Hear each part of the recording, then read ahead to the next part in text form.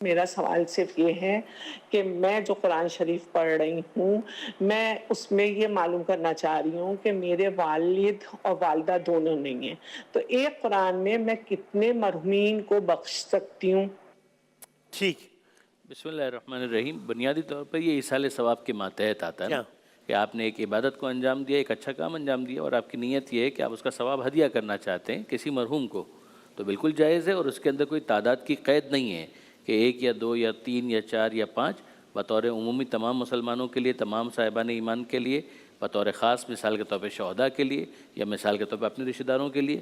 رشتہ داروں کے اندر بھی اپنے مخصوص جو قریب کے رشتہ دار ہیں جن کو اصول و فروع کہا جاتا ہے، ان میں دادا دادی نانا نانی. خیال اگر آئے ذہن میں کہ the number of persons you keep increasing تو وہ ثواب پر ہیڈ کم ہو جائے گا. وہ تو خدا کے معاملات ہیں نا، پروردگار عالم نے طے کرنا ہے. خدا کے خزانے میں تو کوئی کمی نہیں، لہذا پروردگار عالم انشاءاللہ امید یہی رکھنی چاہیے کہ اپنے حساب سے، اپنے خزانہ قدرت سے ان سب کو انشاءاللہ اتنا ہی دے گا. انسان اپنی ایک اٹیچمنٹ کا اظہار کرتا ہے، صحیح ہے، جیسے اپنی ایک عقیدت، ایک انسیت کا اظہار کرتا ہے. اس کے سبب سے کبھی اپنے استاد کو یاد کرتا ہے تو خاص ان کا حوالہ آ جاتا ہے، ورنہ تو ظاہر ہے اس کی تمنا ہوتی ہے سبھی کو پہنچے. آپ تعداد بڑھاتے جائیں تو اس کو قطعی معیوب نہیں سمجھا نہیں، گیا، بلکہ کوئی اس میں حرج قطعاً نہیں ہے. نہیں، ٹھیک ہے، قطعاً آپ اس پہ ہی بتاتے چاہیں تو. اور وہ اگر کچھ لوگ ہیں جو ماشاءاللہ تواتر کے ساتھ اگر کچھ لوگ عمرے پر جاتے ہیں تو تب بھی یہ سوال ہوتا ہے کہ عمرہ ہم کیا ہدیہ کر دیں یا کسی کی نیت سے کر لیں، کیا احسن عمل ہے؟ بسم اللہ الرحمن الرحیم. صلی اللہ علیہ حبیب محمد وعلی آلہ وصحبہ بارک وسلم. قرآن مجید فرقان حمید برہان رشید کی جہاں تک بات ہے تو اس کا ثواب ایصال کرنا ہمارے نزدیک بالکل جائز ہے. اس میں کسی قسم کی کوئی قباحت، کوئی حرج نہیں ہے. عمرے کا ثواب بھی اسی طرح آپ ایصال کر سکتے ہیں.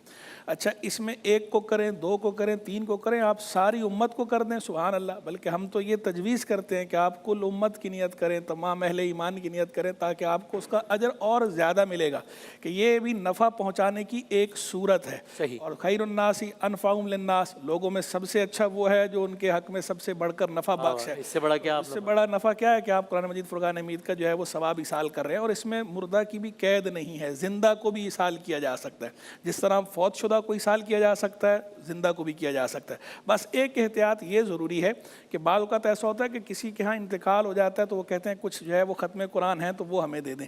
اب اگلا، آپ اس میں دھوکے کا پہلو نہیں ہونا چاہیے کہ آپ نے جو ہے وہ سورہ اخلاص پڑھی 3 مرتبہ اور آپ اگلے کو کہہ رہے ہیں کہ میں نے 1 قرآن کا ثواب میری طرف سے آپ لکھ لیں. اب اگلا تو سمجھ رہا ہے کہ آپ نے پورا قرآن پڑھا، حالانکہ آپ نے سورہ اخلاص پڑھی تھی. اب وہ اللہ کا معاملہ عطا فرمائے یا نہ فرمائے، لیکن آپ کو بہرحال جو ہے وہ دھوکہ والا عنصر اس میں نہیں آنا چاہیے. اسی طرح اگر آپ نے 5 مرتبہ قرآن شریف پڑھ چکے ہیں اور وہ آپ آلریڈی کسی کو دے چکے ہیں، اب اگلا آپ سے مطالبہ کر رہا ہے، کہہ رہا ہے، اور آپ اس کو کہہ رہے ہیں، تو اب بھی اگلا یہ سمجھ رہا ہے کہ شاید یہ فریش ہے، ابھی آپ نے تازہ پڑھ کے ان کو دیا ہے، تو اس میں دھوکے کا عنصر شامل ہو جاتا ہے. تو اس سے بچنا چاہیے، یہ ضروری ہے. باقی ادروائز آپ جس کو چاہیں دیں. اور عمرے کا ثواب بھی آپ ایصال کر سکتے ہیں، کوئی حرج کی بات نہیں. عمرہ جو ہے وہ ثواب بھی ایصال ہو سکتا ہے اور کسی کی طرف سے عمرہ کیا بھی جا سکتا ہے. کسی کی طرف سے عمرہ کرنے میں لیکن یہ ہوگا کہ جب عمرہ کسی کی طرف سے آپ کریں گے تو پھر نیت آپ اس کی طرف سے کریں گے. صحیح. جب تلبیہ کہیں گے تو تلبیہ میں پھر آپ نیت، جیسے ہم اکثر ایسا کرتے ہیں اور ترغیب بھی دلاتے ہیں کہ جب آپ عمرے کے لیے جائیں تو حضور جان عالم صلی اللہ تعالی علیہ وسلم نے ساری زندگی ہم پہ احسان فرمائے اور آج تک ہم ان کے احسانات کے بار تلے دبے ہوئے ہیں. تو اس کا تقاضا ہے احسان کا کہ ہم اگر عمرہ کرتے ہیں، 1 عمرہ ہم نے اپنی طرف سے کر لیا، تو اب 1 عمرہ الگ سے آپ حضور جان عالم علیہ السلام کی طرف سے کر لیں، اس کی نیت سرکار علیہ السلام کی طرف سے ہوگی. صحیح ہے. اپنی ایک برکات ہے.